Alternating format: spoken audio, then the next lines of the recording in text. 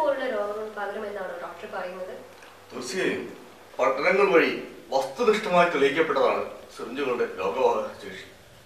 AIDS, hepatitis C, hepatitis B തുടങ്ങിയ മാരകമായ രക്തജന്യ രോഗങ്ങളാണ് സിറിഞ്ചുകൾ ഒരു വ്യക്തിയിൽ നിന്ന് മറ്റൊരു വ്യക്തിയിലേക്ക് പകർത്തുന്നത്. ക്ഷയം പോലുള്ള രോഗങ്ങൾ വായുവിലൂടെയാണ് പകരുന്നത്. കോളറ പോലെയുള്ള രോഗങ്ങൾ വെള്ളത്തിലൂടെയാണ് പകരുന്നത്. ഒരു സിറിഞ്ചിലേക്ക് രോഗാണുക്കൾ എത്തുന്നത് ഒരു രോഗിയിൽ നിന്നാണ്. ഒരു രോഗിയിലേക്ക് ഇൻട്രാവീനസ് ഇഞ്ചക്ഷൻ കൊടുക്കുകയോ ബ്ലഡ് എടുക്കുകയോ ചെയ്യുമ്പോൾ സിറിഞ്ചിലേക്ക് ബ്ലഡ് എത്തും. ഇഞ്ചക്ഷൻ അങ്ങോട്ട് കൊടുക്കുകയാണെങ്കിൽ ഒരു വെയിനിലാണ് കൊടുക്കുന്നത്, വെയിനിലാണ് എന്ന് ഉറപ്പുവരുത്താൻ വേണ്ടി സിറിഞ്ചിലേക്ക് പിന്നോട്ട് വലിച്ച് ബ്ലഡ് വരുന്നുണ്ടെന്നോ, മസിലിലാണ് കൊടുക്കുന്നതെങ്കിൽ പിന്നോട്ട് വലിച്ച് വെയിനിലല്ല എന്ന് ഉറപ്പുവരുത്തും. ഈ രണ്ടവസരത്തിലും സിറിഞ്ചിലേക്ക് ഒരല്പം ബ്ലഡ് കടന്നു വരും. ഇത് ഒരു രോഗിയിൽ നിന്നാണ് ഈ പ്രവൃത്തി ചെയ്തതെങ്കിൽ ഒരു ചെറിയൊരു അംശം ബ്ലഡ് സിറിഞ്ചിനകത്തേക്ക് കിടക്കും. ഈ കടന്ന രോഗാണു ആരോഗ്യവാനായ മറ്റൊരു വ്യക്തിയിലേക്ക് കുത്തിവെക്കപ്പെടാനിടയായ ആ രോഗം ആരോഗ്യവാനായ വ്യക്തിയിലേക്ക് പകരും.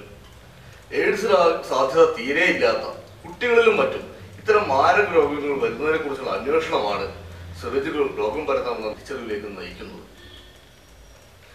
യേൽ യൂണിവേഴ്സിറ്റി നടത്തിയ ഒരു പഠനത്തിന്റെ അടിസ്ഥാനത്തിൽ ഒരു സിറിഞ്ചിന്റെ നീഡിനുള്ളിൽ 0.5 മില്ലി ലിറ്റർ ബ്ലഡ് ഉണ്ടെങ്കിൽ 30 ദിവസം വരെ ആ സിറിഞ്ചിന്റെ ബ്ലഡിന് ട്രാൻസ്ഫ്യൂഷൻ പവർ ഉണ്ട് എന്നാണ് പറയുന്നത്.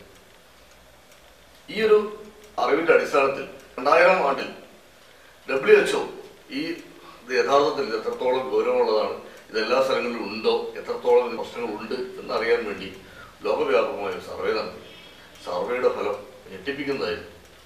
2 കോടിയിൽ പരം ആളുകൾ ഒരു വർഷം സിറിഞ്ചുകളിലൂടെ രോഗബാധിതരാകുന്നതാണ് ഔദ്യോഗികമായി സർവേയിൽ കൂടി ലഭിച്ച വിവരങ്ങൾ. അത്രയും മാരകമായിട്ടൊരു വിവരമാണ് നൽകിയത്. അതിന്റെ അടിസ്ഥാനത്തിലാണ് ഇഞ്ചക്ഷൻ സേഫ്റ്റിയെ കുറിച്ചും സേഫ്റ്റി സിറിഞ്ചുകളെ പറ്റിയും ഒക്കെയുള്ള അന്വേഷണങ്ങൾക്ക് വഴിവരുത്താനിടയായത്.